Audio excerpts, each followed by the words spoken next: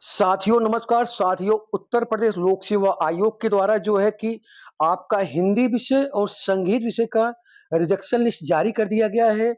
साथियों, मैं बताऊं कि हिंदी में करीब आपके 900 अभ्यर्थियों के फॉर्म रिजेक्ट हुए हैं और म्यूजिक में आपके करीब 116 अभ्यर्थियों के फॉर्म रिजेक्ट हुए हैं।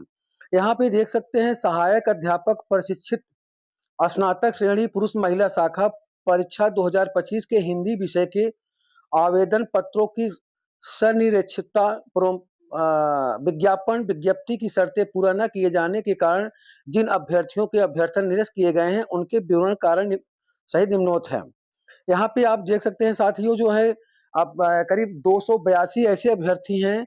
अभ्यर्थीगण द्वारा निर्धारित अंतिम तिथि तक ऑनलाइन आवेदन पत्र नहीं भरा गया, अतः विज्ञापन के प्रस्तर 11 के बिंदु 2 व मुख्य परीक्षा के आवेदन हेतु प्रकाशित विज्ञप्ति दिनांक 2/4/2026 के प्रस्तुत उल्लेखित शर्तों का अनुपालन नहीं किया गया। इन्होंने जो है कि 282 अभ्यर्थी ऐसे हैं जो इन्होंने समय से आयोग में फॉर्म नहीं भरा था, इसलिए इनका फॉर्म रिजेक्ट कर दिया गया है।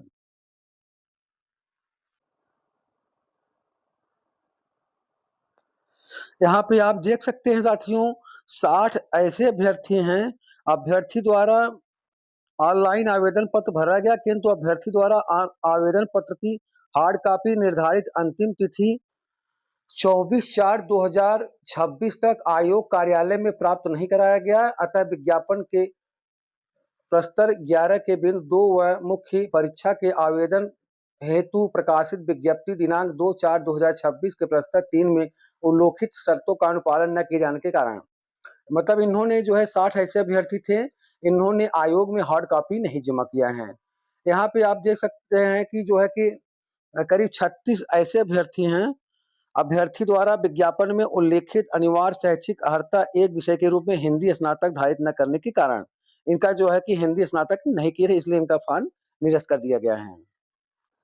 और यहाँ पे आप देख सकते हैं साथियों, जो है कि यहाँ पे दिया गया है करीब 11 अभ्यर्थियों के फॉर्म अभ्यर्थी द्वारा विज्ञापन के उल्लेखित अनिवार्य शैक्षिक अर्हता एक विषय के रूप में हिंदी स्नातक के सापेक्ष हिंदी भाषा लैंग्वेज विषय का अंक पत्र प्रमाण पत्र प्रस्तुत किया गया है, अतः अनिवार्य शैक्षिक अर्हता धारित न करने के कारण यहाँ पे 2 ऐसे अभ्यर्थी हैं। अभ्यर्थी द्वारा विज्ञापन में उल्लेखित अनिवार्य शैक्षिक अर्हता एक विषय के रूप में हिंदी स्नातक के सापेक्ष फंक्शनल हिंदी विषय का अंक पत्र प्रमाण पत्र प्रस्तुत किया गया है, इसलिए इनका फॉर्म यहाँ पे निरस्त कर दिया गया है। एक ऐसे अभ्यर्थी हैं, अभ्यर्थी द्वारा विज्ञापन में उल्लेखित अनिवार्य शैक्षिक अर्हता एक विषय के रूप में हिंदी स्नातक के सापेक्ष इन्होंने इग्नू से एसोसिएट कोर्स का अंक पत्र प्रमाण पत्र प्रस्तुत किया यह, अतः अनिवार्य शैक्षिक अर्हता नहीं धारण किए हैं। यहाँ पे आप देख सकते हैं कि 294 ऐसे अभ्यर्थी हैं जिनका जो है कि आप यहाँ पे देख सकते हैं साथियों, जो है कि अभ्यर्थी द्वारा विज्ञापन के उल्लेखित अनिवार्य शैक्षिक अर्हता एक विषय के रूप में संस्कृत के साथ इंटरमीडिएट अथवा उत्तर प्रदेश संस्कृत शिक्षा परिषद से उत्तर माध्यमा परीक्षा उत्तीर्ण न करने के कारण इनका फॉर्म रिजेक्ट किया गया है। यहाँ पे आप देख सकते हैं कि एक ऐसे अभ्यर्थी द्वारा विज्ञापन में उल्लेखित अनिवार्य शैक्षिक अर्हता एक विषय के रूप में संस्कृत न के साथ इंटरमीडिएट अथवा उत्तर प्रदेश संस्कृत शिक्षा परिषद से इनकी डिग्री इनकम्प्लीट है। 2 ऐसे अभ्यर्थी हैं। अभ्यर्थी द्वारा परंपरागत आवेदन पत्र के साथ अनिवार्य शैक्षिक अर्हता एक विषय के रूप में संस्कृत के साथ इंटरमीडिएट अथवा संस्कृत शिक्षा परिषद के साथ माध्यमिक परिषद, ये भी गलत है। 7 ऐसे अभ्यर्थी हैं। विज्ञापन में उल्लेखित आवेदन की अंतिम तिथि 28/8/2025 तक आवेदन शैक्षिक अर्हता एक विषय के रूप में संस्कृत के साथ इंटरमीडिएट, इनका फॉर्म रिजेक्ट हुआ है। 4 ऐसे अभ्यर्थी द्वारा परंपरागत आवेदन पत्र के साथ अनिवार्य शैक्षिक अर्हता एक विषय के रूप में संस्कृत के साथ इंटरमीडिएट अथवा संस्कृत विषय का, इनका भी रिजेक्ट हुआ है। यहाँ पे देख सकते हैं कि 3 ऐसे अभ्यर्थी हैं। अभ्यर्थी द्वारा विज्ञापन में उल्लेखित अनिवार्य शैक्षिक अर्हता भारत में एनसीटी द्वारा मान्यता प्राप्त किसी भी कोर्स में शिक्षा स्नातक से संबंधित अर्हता विज्ञापन में उल्लेखित आवेदन की अंतिम तिथि तक नहीं इनका गंभीर था। एक ऐसे अभ्यर्थी द्वारा विज्ञापन में उल्लेखित अनिवार्य शैक्षिक अर्हता एक विषय के रूप में संस्कृत के साथ इंटरमीडिएट अथवा संस्कृत शिक्षा परिषद से उत्तर माध्यमा नहीं किए हैं, इसलिए इनका फॉर्म यहाँ पे रिजेक्ट कर दिया गया है।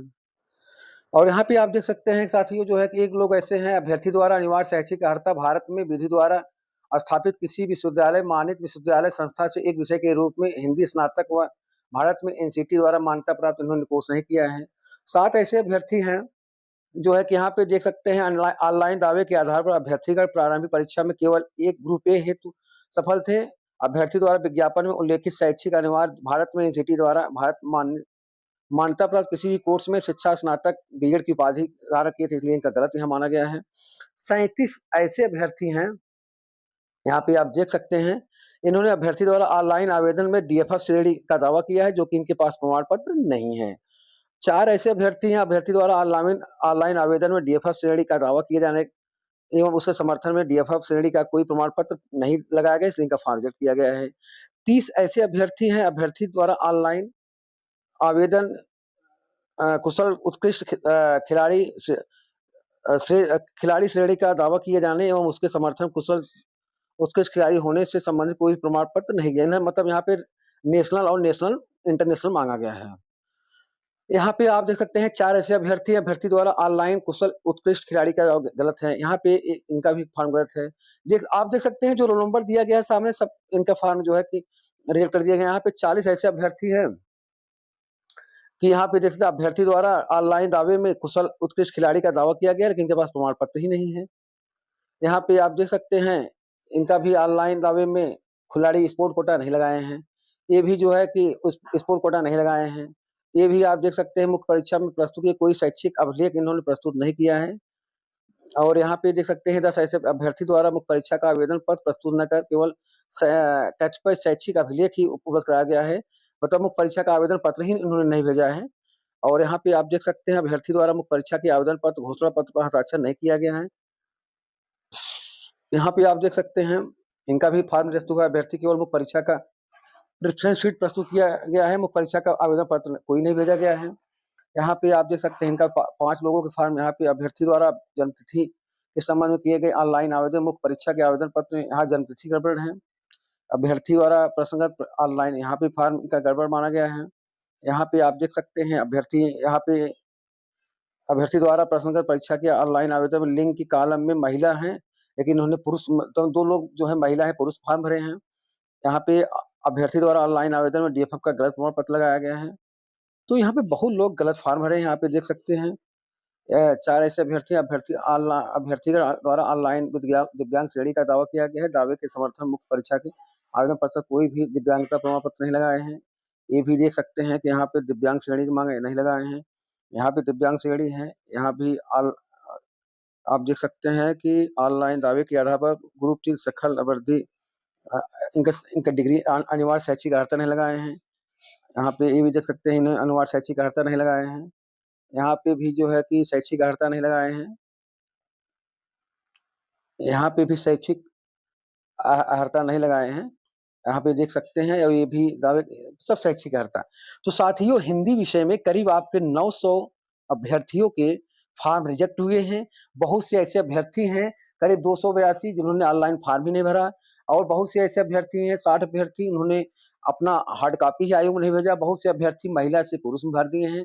बहुत से लोगों ने गलत स्पोर्ट कोटा में फॉर्म डाल दिया था। बहुत से लोग फ्रीडम फाइटर और बहुत से लोग गलत डीएफएफ, तमाम ऐसे अभ्यर्थी हैं। ऐसे अभ्यर्थी जो है अब यहाँ पे देख सकते हैं ऐसे अभ्यर्थी गण उक्त अभ्यर्थन निरस्तीकरण के विरुद्ध अपीली विषयक आवेदन दिनांक 4/7/2026 को शाम को 5 बजे तक, मतलब ऐसे अभ्यर्थी 4 जुलाई 2026 को शाम को 5 बजे तक आयोग में प्रत्यावेदन दे सकते हैं। प्रत्यावेदन आप लोग लोक सेवा आयोग गेट नंबर 3 काउंटर नंबर 18 पे प्रत्यावेदन दीजिए। अगर आपका किसी कारणवश फॉर्म रिजेक्ट हुआ है तो वो डॉक्यूमेंट्स आप लगा करके वहां पे दे दीजिए। और आपके पास एक रास्ता और है, आप लोग माननीय हाई कोर्ट की शरण में जाएंगे तभी आपको राहत मिलेगी, नहीं तो मोस्टली जो है कि आयोग जो है क्या करता है, आपका फॉर्म बलहीन होने के कारण आपका रिजेक्ट कर देगा, फिर आपको मुख्य परीक्षा में बैठने का मौका नहीं दिया जाएगा। बहुत बहुत धन्यवाद, नमस्कार।